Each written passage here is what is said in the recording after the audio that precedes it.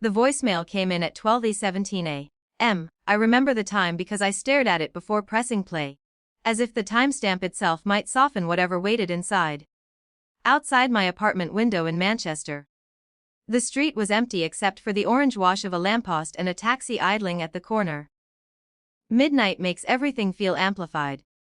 Even breathing sounds deliberate. His voice was calm. That was the first thing that unsettled me. Hey Anna, I've been thinking. I don't see a way forward for us. I don't want to drag this out or argue. I think it's better if we end it here. I hope you understand. No anger, no blame. No crack in his tone, just finality. I sat on the edge of my bed and listened again, as if repetition might reveal a hidden clause. It didn't. There were no questions to answer. No door left ajar.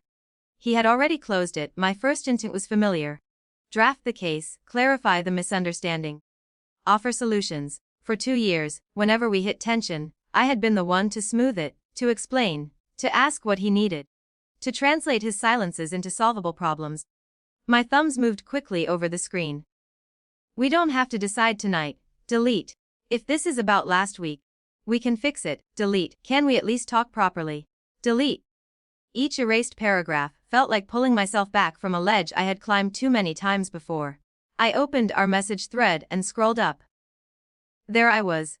In previous arguments, writing essays at 2 a.m., he had always responded with shorter replies. Control attached. I used to mistake that for stability. Now I saw it for what it was, distance. I typed one sentence. Okay. I hear you.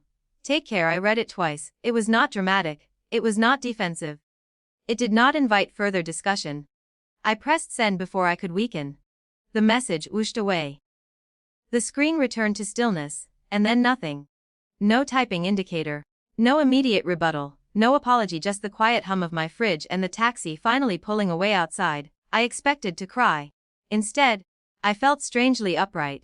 Unsteady, but upright. I placed my phone face down on my bedside table. That small act felt enormous. For months, I had slept with it inches from my hand, as if proximity equaled security. Now it looked like an ordinary object again. The hours that followed were not cinematic. No music swelled. No epiphany descended. I lay awake, staring at the ceiling. Feeling the ache settle in like cold air through a cracked window.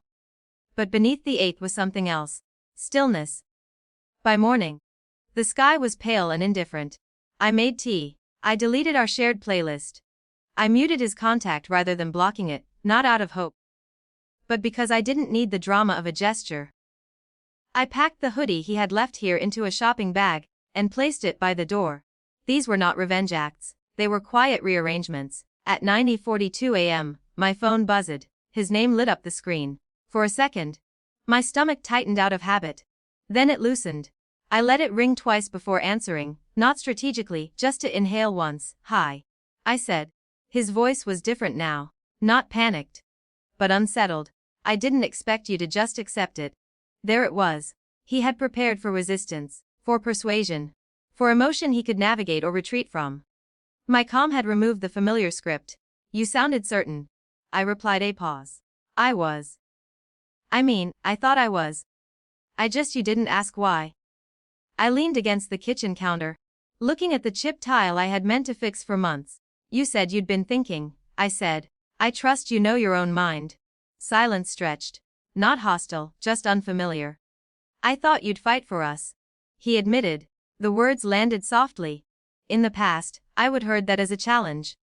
An invitation to prove devotion. Now it sounded like a confession of expectation. I did, I said gently. For a long time. Another pause. I could hear him exhale. I don't know what I expected, he said. Neither did I. But I knew what I wasn't going to do, perform heartbreak to make him reconsider. He began to explain. Half-formed doubts, stress at work, uncertainty about commitment.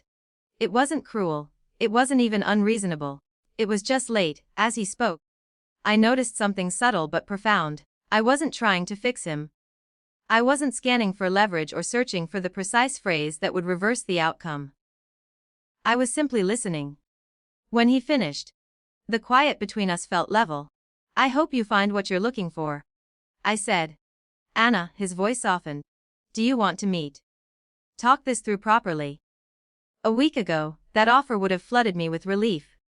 Now it felt like a test I didn't need to pass. I don't think there's anything left to solve, I answered.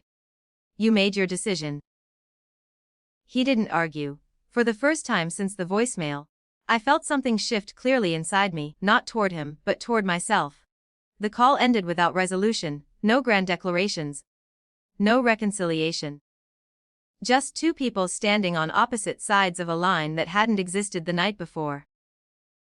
I looked at my reflection in the dark screen once it went black. My heart still hurt.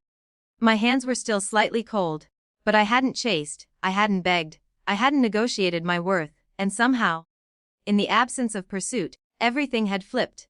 Not because he called back, but because I no longer needed him to.